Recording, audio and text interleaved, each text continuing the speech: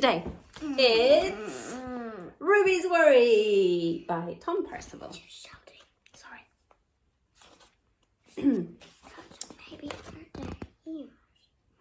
Ruby loved being Ruby. She loved to swing up high. Whee! Remember what I told you? You don't always have to say we. Oh yeah.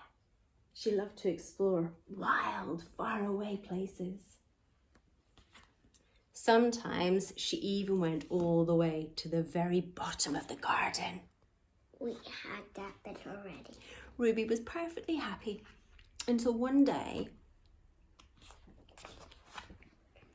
she discovered a worry. Alright. A worry. It wasn't a very big worry.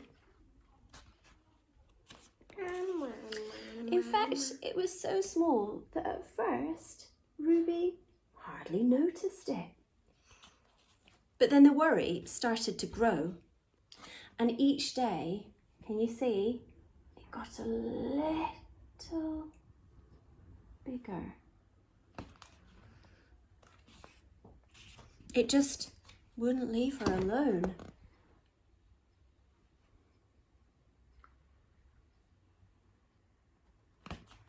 It was there at breakfast, staring at her over the cereal box, and it was still there at night when she cleaned her teeth. Now, the funny thing was, no one else could see Ruby's worry, not even her teacher. So, you know what Ruby did? She pretended she couldn't see it either. Dum-de-dum-de-dum.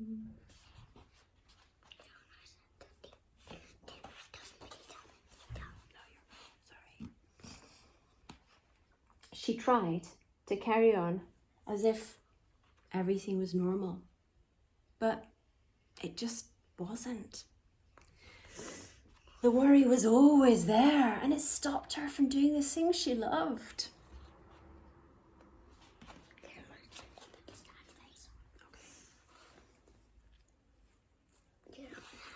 Ruby worried. Ruby wondered if the worry would ever go away. You're trying to push it in here. I get really close, but I can't even see. Sorry. What if it didn't? What if the worry stayed with her forever? Ruby didn't realise, but she was doing the worst thing you can ever do with a worry. You know what that is? She was worrying about it. Poor Ruby. Does it say poor Ruby? No, it doesn't say poor Ruby. Then you shouldn't say it. I shouldn't ad-lib. Now, the worry was enormous.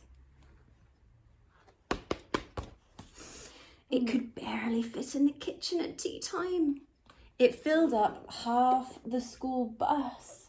Can I see? Now it's filling all the back seats. And so she can't go in. There's no space left, is there?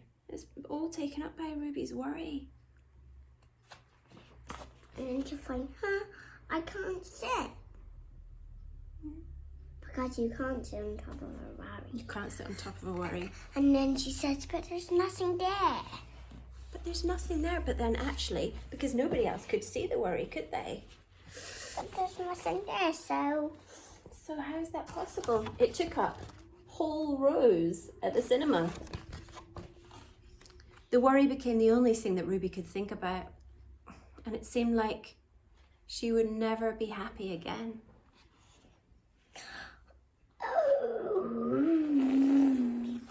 Then one day, something unexpected happened. Ruby noticed a boy sitting alone at the park.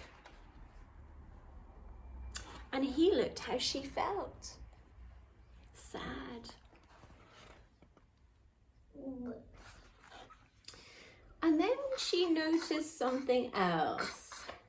Something hovering next to him. Could it be a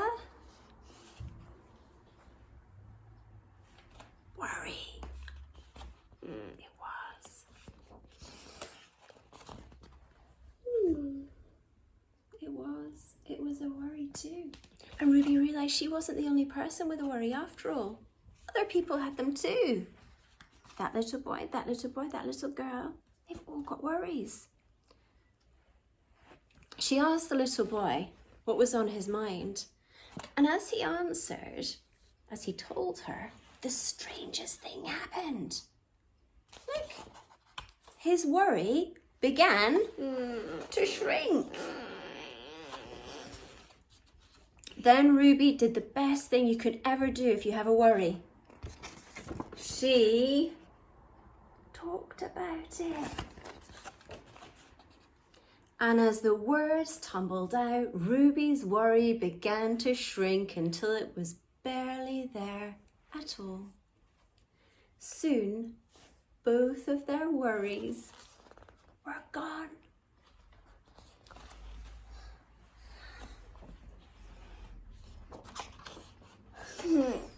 Finally, Ruby felt like herself again. Of course, that wasn't the last time she ever had a worry. Everyone gets them from time to time. But now that she knew how to get rid of them, they never stuck around for long. The end.